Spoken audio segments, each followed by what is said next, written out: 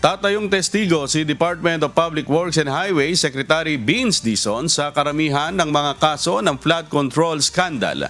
Sa kasalukuyan, 2 batch ng mga kaso ang nakasampa sa korte.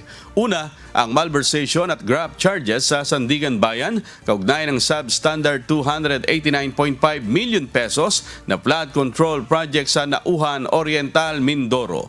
Graft at malversation din ang kinakaharap ng mga sangkot sa halos 100 million pesos ghost flood control project sa Davao Occidental na hawak naman ng Lapu-Lapu City Regional Trial Court sa Cebu City.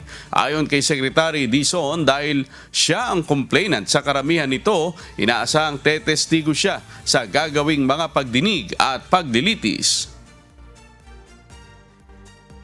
Ako'y magtitestigo sa Sandigan Bayan sa trial ni former Congressman Zaldico. So, on Tuesday, ako'y magtitestigo sa kaso sa Oriental Mindoro sa kaso ni former Congressman Zaldico. So,